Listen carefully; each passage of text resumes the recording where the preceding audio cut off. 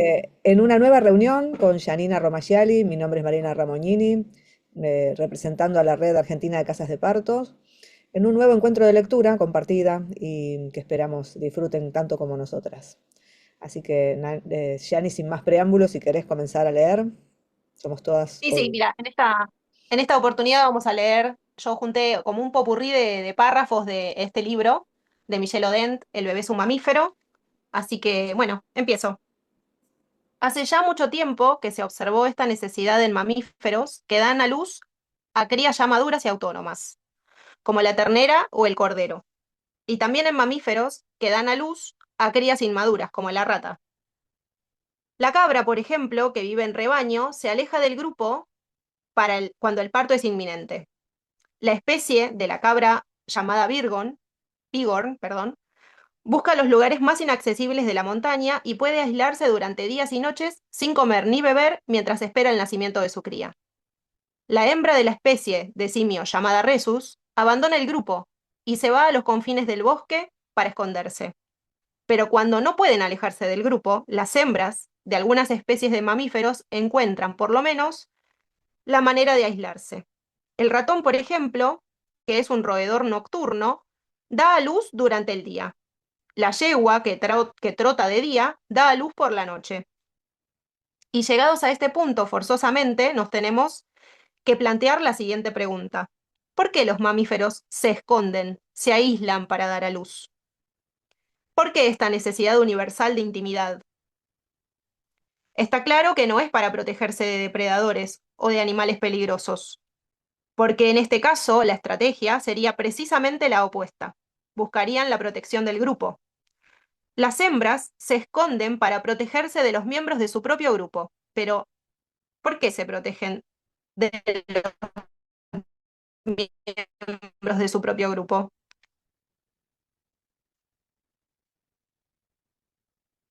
El proceso del parto es un proceso cerebral. La parte del cerebro activa durante el parto es la parte primitiva, antigua, la que tenemos en común con el resto de los mamíferos. Es el cerebro antiguo el que debe segregar las hormonas necesarias para producir contracciones uterinas eficaces. Del mismo modo que en cualquier otro episodio de la vida sexual, la actividad de este cerebro puede bloquearse. Y las inhibiciones se producen en el cerebro nuevo, en el neocórtex. En esta parte del cerebro que nos permite ser científicos, racionales y utilizar el lenguaje, perdón, Ahí está. la secreción de las hormonas necesarias para el parto, para que el parto se desarrolle con normalidad solo. Dominada fase del parto, que llamamos fisiológico, la mayoría de las mujeres parece desconectarse del mundo y que se va a otro planeta.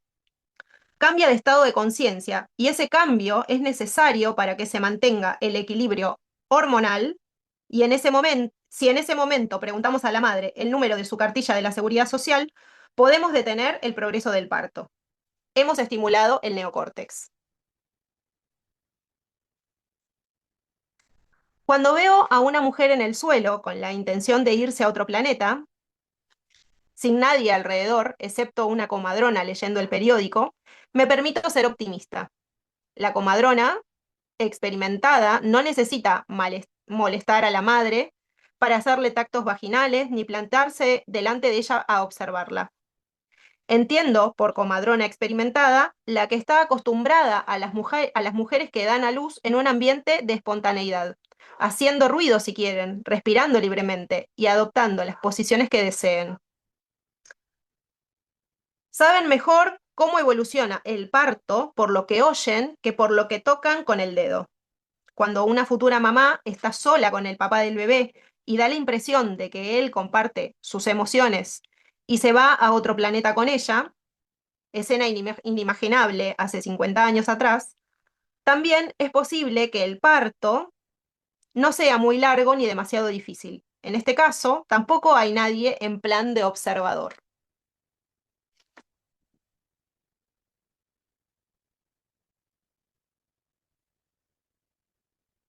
Iona me telefonió una tarde porque tenía contracciones de parto.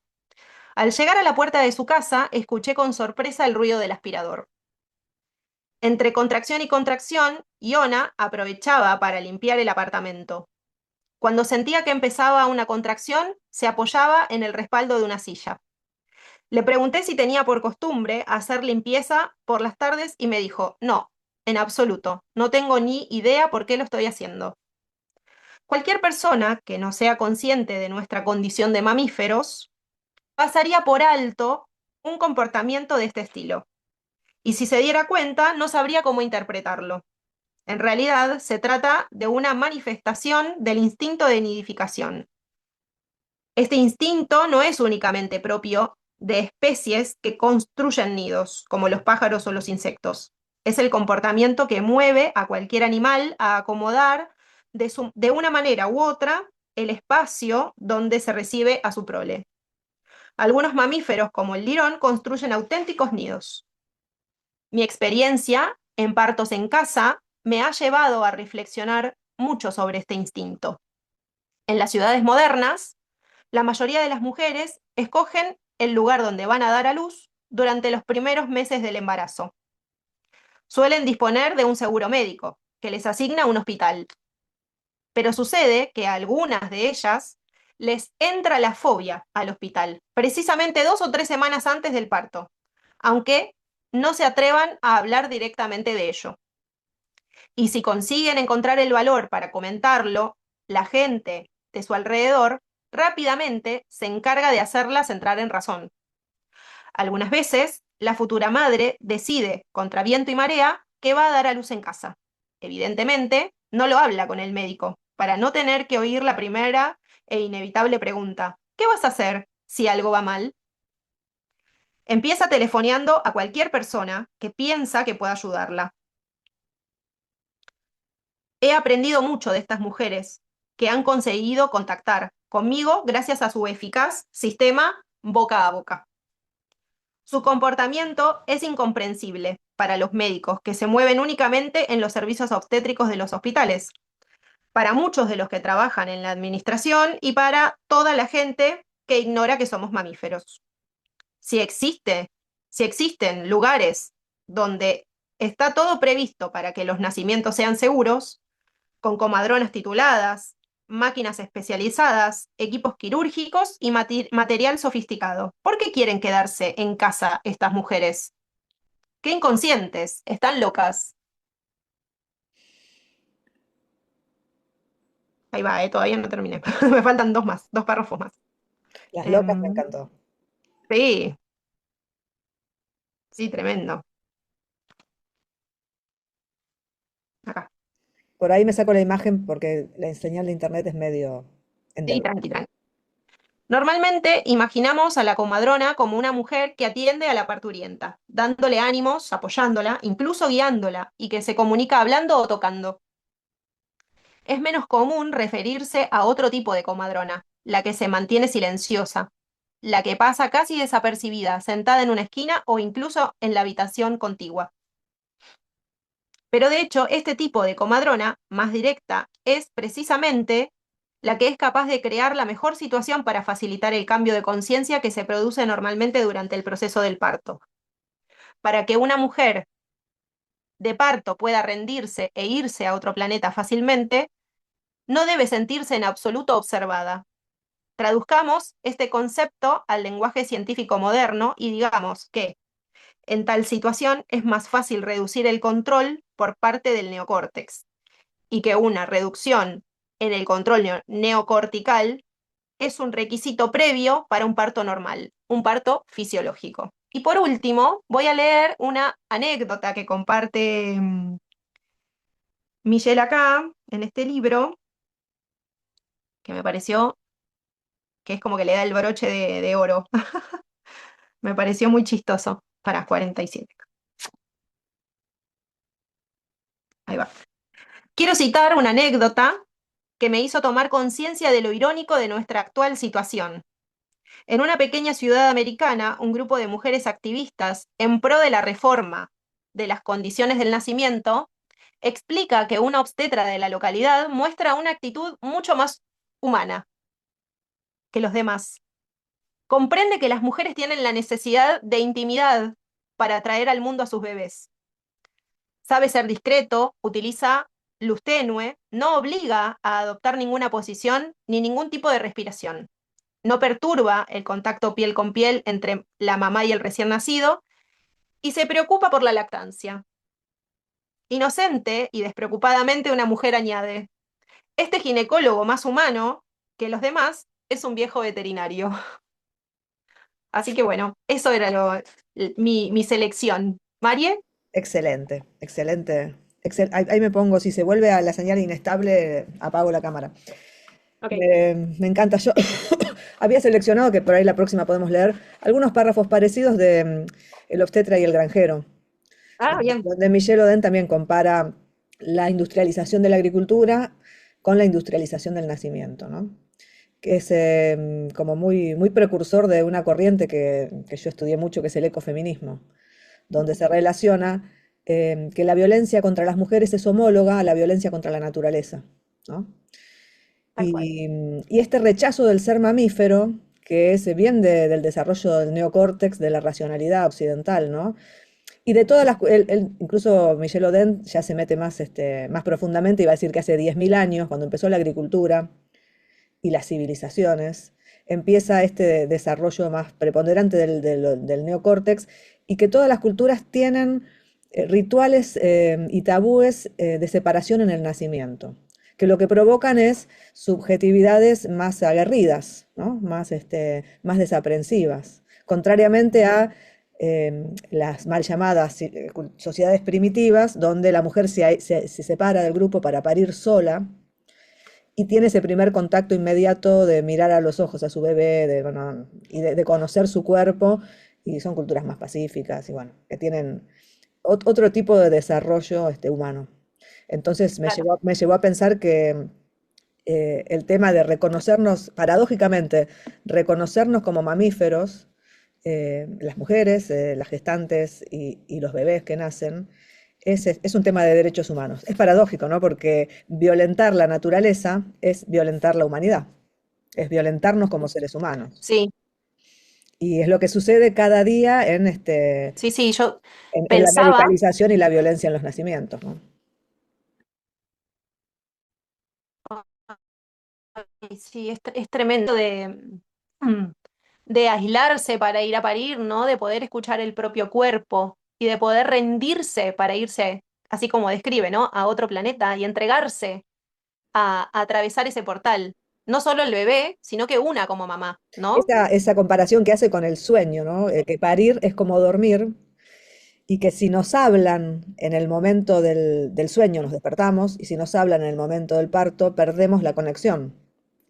Qué tan importante es entrar Claro, sí, sí, en total. ese sueño, ¿no? Esa necesidad imprescindible del cuerpo de la introspección, del estar conectado con sí mismo, si no se corta realmente. Yo intentaba como imaginar estos dos escenarios, ¿no? Pensar en esto y comparar estos dos escenarios, ¿no? El ideal de poder aislarse para poder escuchar el propio cuerpo. Y pienso en los escenarios que yo atravesé como mamá, en mis dos partos, en donde la luz era fría, donde la habitación estaba llena de gente charlando, ¿no? ¿Cómo estaba mi cuerpo? Mi cuerpo no estaba rendido a ese parto, ¿no? Mi cuerpo estaba En disponible para alerta, que otra persona claro. vea, ¿no? En, a- También. en alerta y sí, en exposición. En exposición, ¿no? Porque en el primero hasta he tenido las piernas atadas. Entonces digo, qué loco cómo a pesar de todo, de ese escenario tan, A pesar de que todo, no es sí, propicio, se ¿no? produce el A parto. pesar de todo, se produce. Yo digo, Qué maravilla. siento que en cierta forma de mi interior buscaba inconscientemente irme hacia otro planeta, ¿no? Y siento que eso es lo que hizo propicio el parto. Ujú, Poder como olvidarme de ese contexto en el cual estaba mi cuerpo, ¿no? Y claro. quizás mi conciencia irse hacia otro planeta, literal. Eh, y yo cuando leí por primera vez a Michelle Oden, que fue en mi formación de puericultora, la verdad es que a mí me explotó la cabeza este libro y pude entender cuáles habían sido el primer parto de mi hijo. Ya con el segundo yo ya no estaba dispuesta a volver a atravesar lo mismo. Y, y elegí esto, ¿no? En donde comparte que cuando a las mujeres les agarra como esta fobia de no querer parir en el hospital o intuir que no es como el lugar propicio, que puede suceder, ¿no? A veces Claro, quizás es una idea que queda solamente en la propia cabeza sí, y digo, qué loco, porque es literal que cuando uno quiere buscar algo diferente, yo no estaba predispuesta a volver a pasar por lo mismo. Y me acuerdo que todo el mundo me decía, no, pero vos estás loca, ¿no? Esto de ya estás loca, claro, la locura. cómo el entorno te busca llevarte para ese lado no podés correrte de la norma, ¿no? Que no es con maldad, por supuesto, nadie lo hace con la intención de la maldad, sino de que solamente se lo ve como un peligro y no se ve para nada nuestra naturaleza, ¿no? Nuestro ser mamífero. No se lo respeta, no se lo observa, no se lo protege, no se lo registra siquiera. Sí, pero además, bueno, yo que vengo del campo de las ciencias sociales, siempre se ha rechazado, cuando aparece en el discurso de parteras, de puericultoras, mismo de profesionales de la medicina, aparece la palabra mamífero o fisiología, se lo cuestiona por esencialista, ¿no? Y realmente hay que cuestionar el cuestionamiento, porque una cosa es el esencialismo que nos condena a tener que ser madres o a tener que ser mujeres de determinadas maneras o a tener que ser hombres de determinadas maneras. Y otra cuestión es reconocer que no somos puramente racional, que tenemos un sustrato orgánico, sin este sustrato orgánico no estaríamos acá pensando, hablando, o sea que es una complementariedad, no es naturaleza contra cultura, sino que es cultura y naturaleza, es pensamiento y cuerpo, es emoción y cuerpo, es integrar, ¿no? Es ser mamífero y ser pensante, Sí. es ser mujer y ser deseante, es ser mujer y ser saludable, no y ser mujer y ser potente, ¿no? Porque en realidad lo que está sucediendo, es muy complejo el tema del parto y del nacimiento, es el ritual más inaugural que tenemos los seres humanos para simbolizar, y se simbolizan muchas cosas, se simbolizan la inferioridad de las mujeres, en el caso de los partos que tratan a nuestro cuerpo como algo inerte, están realmente ratificando que es un cuerpo inferior, que debe ser ayudado y asistido y abierto y cortado, que esas cicatrices tienen esa función simbólica. También se ratifica que el nuevo ser que ingresa a una sociedad que es violenta, que es racista, que es sexista, que viola los derechos humanos, ¿no es cierto?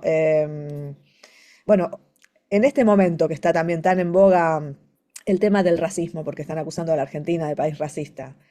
eh, yo que trabajé en la Ujú. frontera con pueblos originarios, en la frontera, digamos, étnica, puedo ratificar que sí, la verdad que todos los estados-nación de Occidente son racistas y rechazan al inmigrante y rechazan al latinoamericano o al indígena o al africano. No hay ningún lugar Mm. del hemisferio norte ni del sur que no esté atravesado por esta estructuralidad del racismo, del sexismo y del antropocentrismo, que es esto, no somos mamíferos, no somos parte de la naturaleza, tenemos que someter a la naturaleza para que nos dé recursos, bienes, dinero, ¿no? Entonces, siempre que está en juego un nacimiento, aparecen estas tres cosas. Aparece el racismo, el rechazar otros modos de nacer, de otras culturas, de otros pueblos. Aparece el sexismo, la ratificación de la inferioridad de las mujeres. Y aparece el antropocentrismo, es decir, ver la naturaleza como una fuerza que hay que dominar, que hay que controlar, que hay que enajenar, que hay que mutilar de alguna manera porque si no nos gobierna a nosotros. Y es todo lo contrario, ¿no? Como que tenemos que Mm. aprender de los otros, tenemos que respetar a las mujeres en igualdad y tenemos que respetar a la naturaleza porque somos naturaleza. No somos extranaturales, ¿no? Para no decir extraterrestres. No somos Sí, yo extranaturales. creo que todo ese rechazo habla de miedo, ¿no? Porque pienso cuánto todo eso que se rechaza en un otro, cuánto se rechaza de sí mismo, ¿no? Creo que tiene que haber ahí como un trabajo de búsqueda. Yo la verdad que la experiencia que tengo de todas de estar en grupalidades en donde hay un compartir, siempre fue tan fructuoso el compartir con un otro, con una otra, que no solamente aprendo de esa otra, sino que aprendo de mí misma, ¿no? Entonces, creo que si empezáramos como a correr esos velos de miedo hacia lo desconocido, ¿no? Hacia ese otro que es de piel diferente, de color diferente, de pelo diferente, de Un un sexo lugar de la tierra diferente. diferente, Sí, claro, sí, podría como aprender de mí misma, ¿sí? Por lo menos voy con cautela, ¿no? No quiere decir que uno tenga que entregarse porque sí a cualquier otra persona, sino de por lo menos no atacar a ese otro, ¿no? ¿no? Y no rechazar nuestra propia animalidad, que en el momento del parto y de la lactancia y de la crianza también se hacen imprescindibles y que tienen que ver con la creatividad, con lo creativo, con el proceso creador, ¿no? De esto, de dar luz, de criar, nada, de sostener a un nuevo ser en esta prematurez hasta que sea autónomo. Lo vemos como una oposición a nuestras vidas, ¿no? Como que nos enseñan a que la maternidad es un castigo, que el parto es doloroso y que la crianza es un bochorno.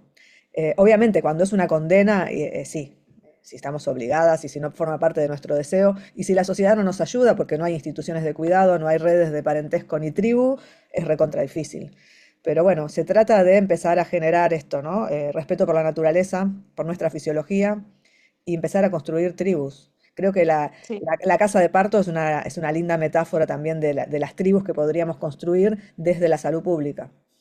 Sí, total. Sí, ahí en este libro, Michelle habla también sobre lo necesario de conocer el lugar donde la mujer va a parir, ¿no? Cómo ayuda a estar familiarizada con ese espacio, predispone, ¿no? A un parto agradable y corto y fácil, digamos. Y yo digo, es tan esencial una casa de partos en donde una pueda apropiarse del espacio, El ¿no? nido, De conocer el nido, compartir. conocer el nido. Total, total. Se está por De poder cortar. compartir, de poder estar Sí. escuchada, cuidada, no observada. Claro, no que vengan así todos los residentes a ver cómo es un parto o Y sobre hacer todo una fila de tactos, una fila de ¿no? tactos para En donde. practicar. No, no, no, es tremendo, es tremendo. Sí, Bueno, sí, tenemos que seguir tenemos, trabajando por tenemos que estas seguir casas de trabajando parto. muchísimo. Yani se está por cortar, así que vamos a ir dejando aquí y, y bueno, nos vemos en el próximo encuentro En que el próximo. será en breve.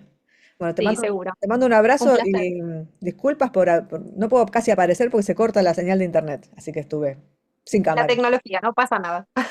Bueno, beso Nos grande. vemos, hasta el próximo. Chau, chau. Chau, chau.